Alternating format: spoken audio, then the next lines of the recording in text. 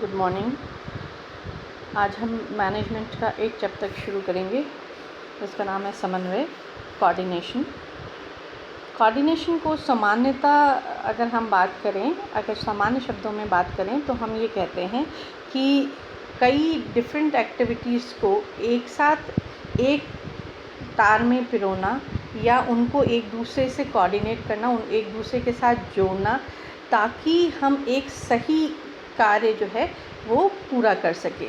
जैसे for example एक संगठन में समन्वय करने का कार्य निर्देशक के द्वारा किया जाता है।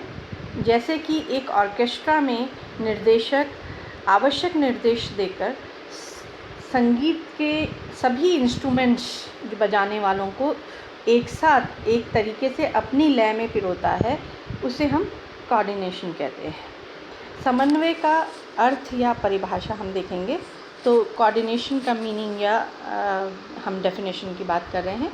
तो जहाँ तक मीनिंग की बात है वहाँ तक हम ये कहते हैं कि विभिन्न साधनों एवं मानवीय प्रयासों के बीच में समन्वय पैदा करना आवश्यक है, क्योंकि अगर हम किसी व्यावसायिक संगठन में काम कर रहे हैं तो अगर हम किसी भी प्रकार से साधनों और मानवीय प्रयासों में एकरूपता नहीं लाएंगे, समरूपता नहीं लाएंगे या व्यक्तिगत या सामूहिक प्रयासों में एकरूपता या समरूपता स्थापित नहीं करेंगे तो ये कहा जाएगा कि कार्य सही तरीके से नहीं होगा। इसका मतलब है कि सभी कार्यों के बीच में एकरूपता या समरूपता स्थापित करना ही संस्था के उद्देश्यों को, उसके लक्ष्यों को प्राप्त करने में सहायक होता है। तो समन्वय की आवश्यकता यहाँ पे होती है। जब हम प्रबंध शुरू करते हैं, प्रबंध के प्रारंभ से ही समन्वय शुरू हो जाता है और नियंत्रण तक, प्रबंध की प्रक्रिया का अंतिम चरण नियंत्रण कहलाता है। वहाँ तक समन्वय लगातार कार्य करता है, क्योंकि समन्वय जो है वो प्रबंध का सार कहलाता है। अगर प्रबंध में समन्वय नहीं हो तो प्रबंध सही प्रकार से नहीं किया जा सकता है। ठीक है, तो इसमें हम जो है परिभाषा देखेंगे। जैसे हम ऑर्डवे ट्रीट की परिभाषा है, ये कहती है समन्वय किसी संगठन के विभिन्न संगठकों के कार्यों एवं शक्तियों को सुचारू रूप से संचालन का विश्वास दिलाने हेतु किया गया प्रयास है, ताकि संगठन के लक्ष्यों को आसानी से अधिकतम प्रभावी सहयोग से प्राप्त किया जा सके। यानी कि हम संगठन समन्वय किसी भी संगठन में जो अलग अलग संसाधन काम कर रहे हैं, चाहे वह मानवीय हो, चाहे वो वित्तीय हो, चाहे वो तकनीकी हो, कोई भी संसाधन काम कर रहे हों, उनको संस्था के लक्ष्यों की तरफ जोड़ना ही समन्वय कहलाता है। या हम ये भी करें कि अधीनस्थों के प्रयासों को सिंक्रोनाइज़ करना, यानी जितने लोग वहाँ काम कर रहे हैं उनको संस्था के उद्देश्यों के प्रति के तरफ एकजुट होके उनके कार्यों का संयोजन करना या क्रम के अनुसार संयोजन करना ही समन्वय कहलाता है। फिर जो सामान्यतः समन्वय में जो सबसे चीज़ लोग बाग कंफ्यूज करते हैं वो है सहकारिता। समन्वय एवं सहकारिता, ये बात ध्यान में देने वाली बात है कि समन्वय एवं सहकारिता में भारी अंतर है, लेकिन सामान्यतः लोग बाग ये बात समझ नहीं पाते। सहकारिता मनुष्यों को एक दूसरे की सहायता करने की भावना से संबंधित है, जबकि समन्वय शक्तियों के समूह में स्वतः जो है एक प्रकार का सिंक्रोनाइजेशन करने की क्रिया है। सहकारिता सामान्यतः प्रभाव होगी अपने उद्देश्यों को प्राप्त करने में, यदि उसमें समन्वय नहीं होगा। कई बार हम कई काम अच्छे करना चाहते हैं, दूसरे की सहायता करना चाहते हैं, उसको कोऑपरेट करना चाहते हैं, लेकिन आपस में हमारे समन्वय नहीं होता, एकरूपता नहीं होती, समरूपता नहीं होती, तो हमारी सहकारिता, हमारा कोऑपरेशन भी बेकार जा सकता है। यहाँ पर हम देखेंगे समन्वय और सहकारिता में अंतर क्या है। अंतर के आधार में पहला आता है अर्थ। सहकारिता से आशय किसी समूह में सदस्यों का आपसी सहयोग की भावना है, जबकि समन्वय सदस्यों के प्रयासों की एकरूपता और क्रमबद्धता है। यानी कि सहकारिता में सहयोग की भावना होती है और एक दूसरे की मदद करने की भावना होती है। समन्वय में हम ये भावना होनी आवश्यक है, लेकिन अगर ये नहीं भी होगी तो भी सदस्यों के जितने लोग काम कर रहे हैं उन लोगों के प्रयासों में एकरूपता और क्रमबद्धता स्थापित करना आवश्यक है अगर हम लक्ष्य को प्राप्त करना चाहते हैं। दूसरा आता है अंतर का आधार प्रकृति। ये प्रकृति की वाइज स्वैच्छिक है। सहकारिता किसी को फोर्स नहीं किया जा सकता। आप किसी की मदद करना किसी को फोर्स नहीं कर सकते हैं, लेकिन अगर आपके मन में इच्छा है तो आप दूसरों के लिए स्वैच्छिक रूप से वह कार्य करेंगे। लेकिन समन्वय प्रबंधकों द्वारा स्थापित किया जाता है। यहाँ स्वेच्छा नहीं है, ये निर्देशानुसार किया गया कार्य है। यहाँ पर कार्य को करना, समन्वय करना आवश्यक है। अगर हम संस्था के लक्ष्यों को प्राप्त करना चाहते हैं तो वो आवश्यक रूप से हमें समन्वय करना पड़ेगा। लेकिन अगर उसमें सहकारिता भी होती है तो वो कार्य ज़्यादा अच्छे तरीके से हो पाता है। इसी प्रकार तीसरा अंतर आता है तर्कयुक्त। सहकारिता का कोई तर्क नहीं है, अतर्कयुक्त मानी जाती है, क्योंकि ये भावना प्रधान है। आप में वह भावना मौजूद है या नहीं है कि हम दूसरे की मदद कर सकें, ये भावना स्वतः जनरेट होती है। ये किसी भी तरीके से दूसरे के द्वारा आपके अंदर प्रेरित की जा सकती है। हाँ, हम मानते हैं ये प्रेरित की जा सकती है, लेकिन फिर भी ये तर्कयुक्त है। किसी के लिए है, किसी के लिए नहीं है, हम ये नहीं कह सकते। लेकिन समन्वय विवेक प्रधान कार्य है। ये तर्कों एवं कारणों पर आधारित है, क्योंकि संगठन में इसका होना अनिवार्य है। चौथा आता है उत्पत्ति। उत्पत्ति से सहयोग जो है वह स्वाभाविक एवं प्राकृतिक होता है, यानी अपने आप पैदा होता है। आप अगर किसी की मदद करना चाहते हैं तो ये अपने आप पैदा होगा। जबकि समन्वय प्रबंधक द्वारा जानबूझकर किया गया प्रयास है। इसको जो है जानबूझ के किया जाना ज़रूरी है, क्योंकि हमें संस्था के लक्ष्यों को, उसके उद्देश्यों को ध्यान में रख के प्रबंध करना पड़ता है। जबकि सहयोग के लिए हमें कोई लक्ष्य ध्यान में रखना नहीं है। ये हमारे अंदर की भावना है जो कभी भी उत्पन्न हो सकती है किसी भी व्यक्ति के लिए। फिर आता है महत्व। महत्व से तात्पर्य है कि सहयोग का महत्व आपसी हितों पर निर्भर है, जबकि समन्वय प्रबंध की सार एवं आत्मा है। समन्वय प्रबंध को करने का आधार है। अगर प्रबंध हम सही करना चाहते हैं तो समन्वय का होना ज़रूरी है, जबकि सहयोग आपसी हितों पर निर्भर है। लेकिन अगर प्रबंध में सहयोग भी हो, समन्वय में सहयोग भी सम्मिलित हो जाए तो प्रबंध ज़्यादा अच्छा हो सकता है।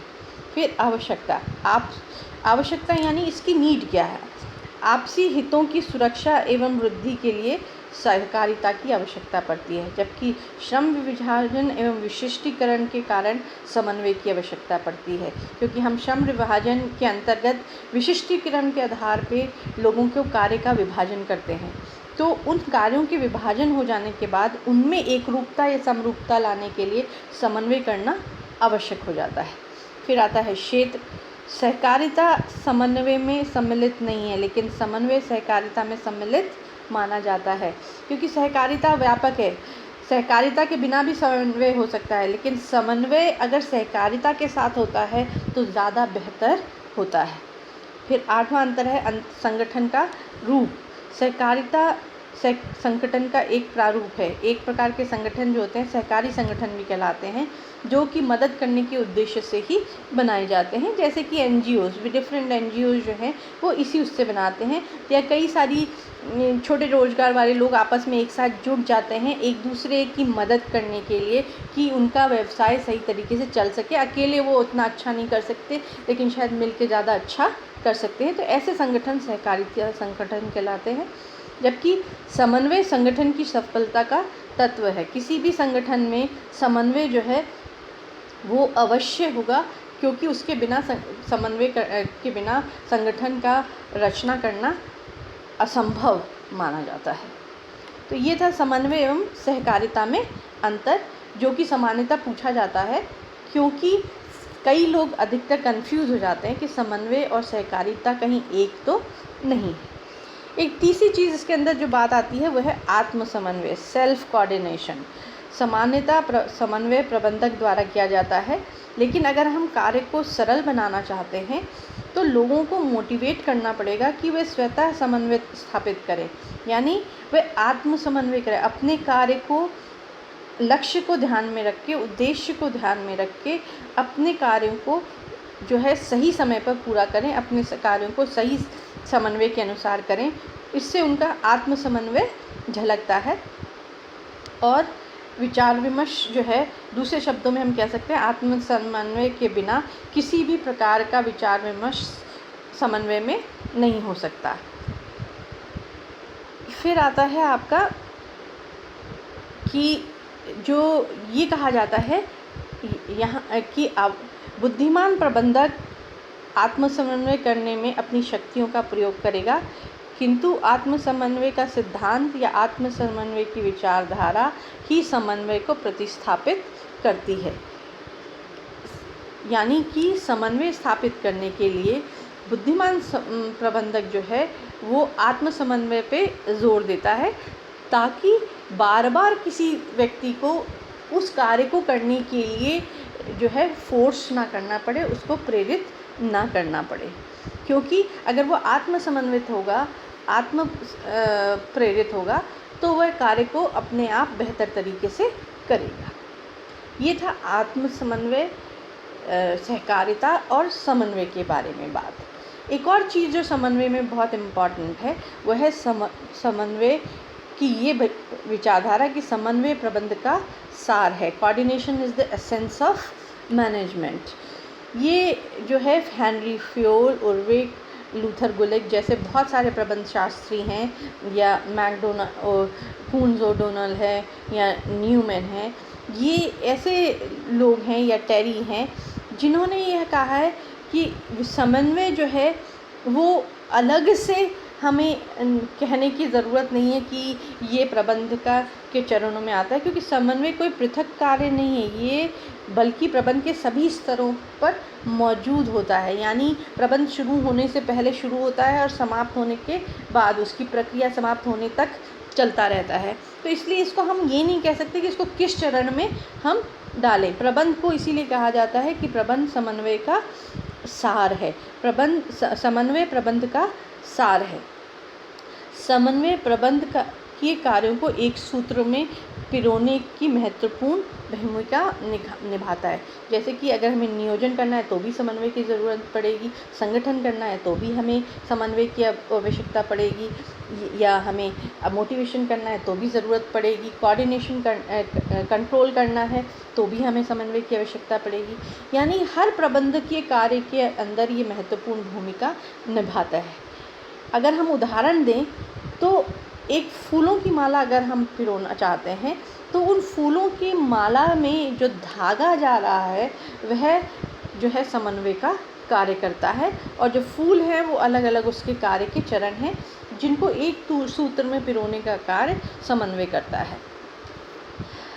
प्रबंध के प्रत्येक कार्य में समन्वय की सरिता किस प्रकार बहती है इसको हमें देखेंगे। जैसे कि हर प्रबंध के हर चरण में कैसे समन्वय नियोजित है। पहला जैसे प्रबंध का चरण आता है नियोजन, तो नियोजन एवं समन्वय हर प्रबंधक उच्च स्तर पर या मध्यम स्तर पर नियोजन करता है, अपने कार्य को करने के लिए नियोजन करता है।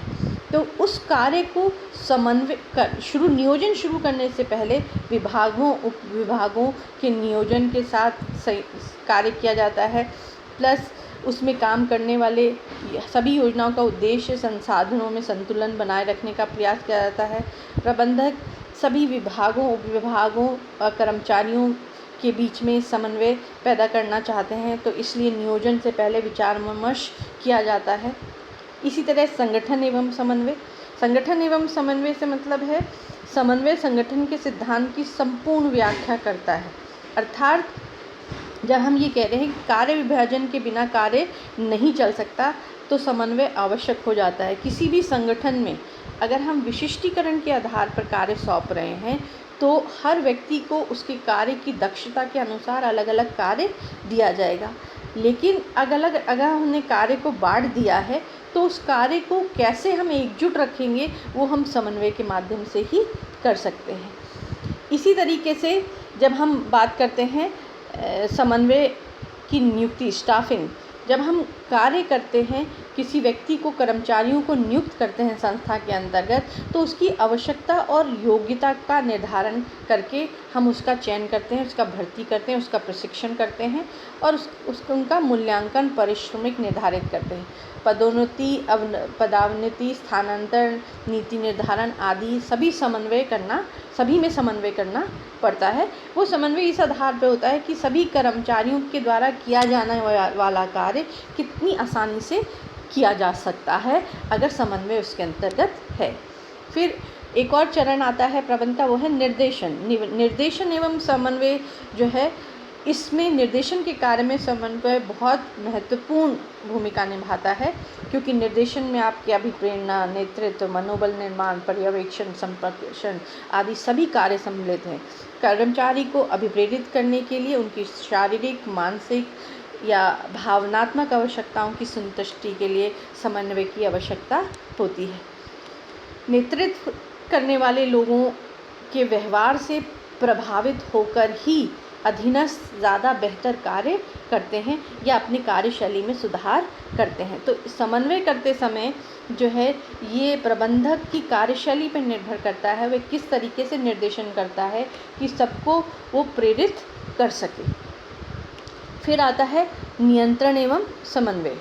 नियंत्रण जो है वो प्रबंध का अंतिम चरण माना जाता है, उसकी प्रक्रिया का अंतिम चरण माना जाता है।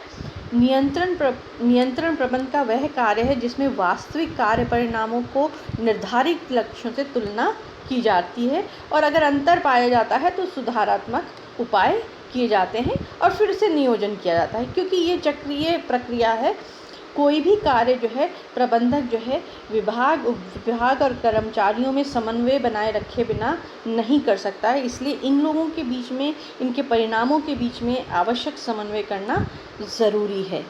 तो हम ये मानते हैं कि समन्वय जो है वो प्रबंध का सार है। क्यों? क्योंकि वह हर प्रक्रिया के हर चरण में मौजूद है। इसको हम किसी चरण में नहीं गिन सकते, पर हम इसको इस रूप में गिन सकते हैं कि प्रबंध जो है, समन्वय जो है प्रबंध की प्रक्रिया के शुरू होने से पहले शुरू होता है और प्रक्रिया के समाप्त होने तक चलता रहता है। इसीलिए इसे हम प्रबंध का सार कहते हैं। तो हमने इस चैप्टर के फर्स्ट पार्ट के अंदर समन्वय में जो देखा वो है समन्वय का अर्थ, उसकी परिभाषा। दूसरी बात जो हमने देखी, समन्वय, सहकारिता और आत्म समन्वय में क्या अंतर है। और तीसरी इम्पॉर्टेंट चीज़ जो हमने इसमें देखी कि समन्वय जो है वो प्रबंध का सार है। तो अगर हम ये बात मानते हैं तो हम सहकारिता को या समन्वय को या आत्म समन्वय को किस प्रकार से लेते हैं कि वो प्रबंध का एक हिस्सा बन जाता है शुरू से लेके आखिर तक। इस पार्ट में हम इतना ही देखेंगे। Thank you.